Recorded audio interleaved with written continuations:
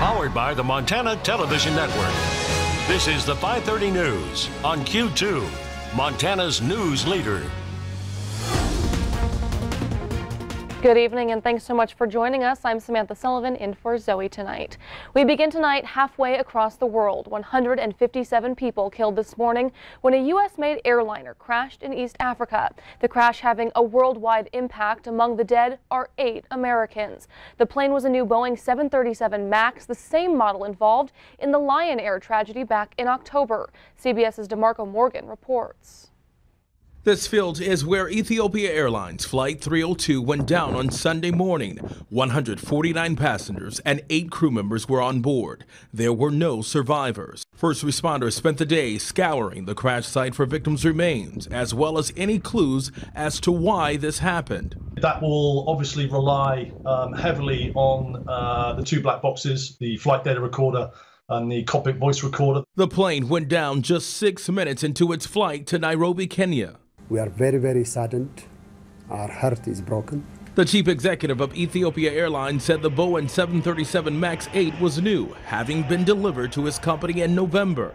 At this stage, we cannot rule out anything. In October, another Boeing 737 MAX crashed into the Java Sea off Indonesia, killing 189 people. That tragedy also happened just after takeoff. Well, I think there has to be a thorough investigation by the FAA and the NTSB as to whether these planes are safe, because there are just too many coincidences. The U.S. has sent 4 members of the National Transportation Safety Board to Ethiopia to assist in the crash investigation. They'll be joined by a team of technical advisors from Boeing. DeMarco Morgan, CBS News, New York. In other news this evening, just days after the first collapse, a second roof at Montana State University fell last night. As we first reported to you yesterday, the roof of the North Gym of the university collapsed around 7 o'clock last night, and thankfully no one was injured. The roof of the South Gym collapsed on Thursday, and believing the North Gym was also at risk, university officials shut down much of the area near the buildings. We're told the university plans on releasing more details about the incident tomorrow.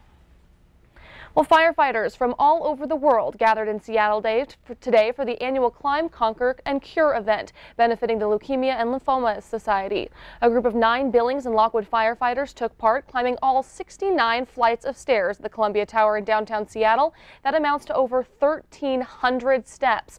Along with their amazing physical feat, they also raised over $8,600 for the cause. Well, as you know, things are on the melt here in Billings. Once snow-packed streets are now turning to slush. But one group of kids are working to keep winter alive in their neighborhood. Q2's MITCH caught up with kids who brought the ski mountain to their front yard. Close, man. I'm hitting that. Probably 6 years ago, my dad started building just little snow hills for us to sled down on our sleds. We found these snowboards at like Shields, and we got them, and then we just started snowboarding down it, and then we just kept expanding, and this year's the first year we've kind of taken up the whole yard. Nate, his little brother Peyton, and the rest of the neighborhood crew have been building this hill since Christmas. They worked tirelessly, bringing snow from all over the neighborhood, just to have a little fun in the cold. We'd build for an hour, hour and a half, get bored, shred for 15 minutes, then go back and add some more. So on the sides of the streets, we would pile up into piles, and then we'd take a toboggan and fill the toboggan up and come bring it over here and dump it, and we repeated that, and I mean, hours and hours on end, and it just built up. It was a lot of work, though. But there were some bumps along the way. Well, when the plow came by, and then there was these huge snow hills on the side of the road, our shovels couldn't scoop that, so we had to use a wooden shovel. Walking to your car in the parking lot can be a challenge when it's below 0. But don't tell these guys that. It was really cold outside. We were all bundled up in a few layers. And from that period of 4 to 11 at night, sometimes we'd probably have about 3 or 4 breaks. For every thrill of a solid 180, there's bound to be a couple spills along the way. The first time we put it in, almost on Christmas, I fell, hurt my side, and I got a big bump, and then I didn't do it for about 3 weeks, but now I love it. Now this all seems like a lot of time and effort for something like snowboarding. Are these guys crazy? Mm-hmm. Are you guys crazy? Maybe. Maybe. I don't know. Well, if they are, I'm joining in too, because it sure looks like they're having an awful lot of fun. In Billings, Mitch LAGGE, MTN News. That's awesome. The boys told Mitch that they hope to build an even bigger hill next year.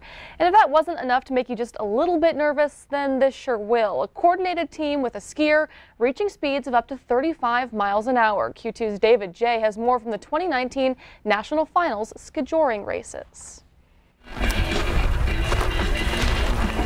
You've got, cowboy life and extreme skiing that collide to make up this amazing sport. It's just an adrenaline-fueled sport. So it originated in Scandinavia as a form of transportation, and then the West just kind of transformed it into an action-packed sport. Kristen Beck has been one of the organizers of the National Final skijoring races for 3 years. She also competes as a rider.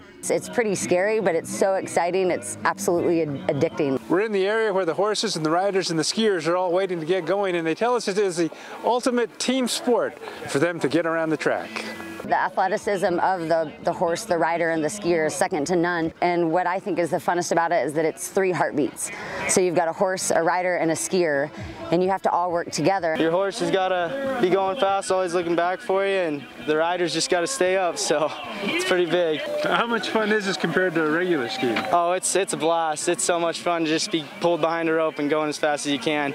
Obviously, if you're going down a slope, you got all the momentum from the hill, but being pulled by a horse is some of the most fun you can have. Still go downhill skiing a lot, but I'm like, I want to try new things. That's fun, but this is a whole new experience. Still on his feet, a little bit off the course, but he's still on his board. We try to put on a really good show, a safe race for the competitors, but we also really like making it a good community event. David J., MTN News, Red Lodge. Now, the skijoring competition in Red Lodge started back in the 60s and is the second oldest in the country. Well, coming up tonight in our Montana Ag feature, tractors are not only a necessity for agriculture, but also a way of life. The Montana Ag Network found a collection of toy tractors whose history has made big impact on Montana. John Schwartz has been collecting tractors for quite a few years and has recently focused on the Big Bud line of tractors. John and his daughter travel the country showing off their one-of-a-kind collection. Montana Ag Network's Jason Laird will have their full story tonight at 10. And coming up tonight on the 5:30 news, a Wyoming lawmaker defending her decision to vote no on anti-hate legislation passed with overwhelming support in the House this week. And later in sports, we take a look back at a wild championship Saturday night and hear from the state's newly crowned champions. Well, we have some warmer and windy weather on the way and maybe a chance of showers about halfway through the week. So we'll take a look at the work week forecast and what happens on St. Paddy's Day. The Q2 Storm Tracker weather picture comes your way in just a little bit. You're watching MTN News with Zoe Zandora, Storm Tracker weather with Rob Griggs, and sports with Casey Conlon. This is the 5:30 news on Q2, Montana's news leader.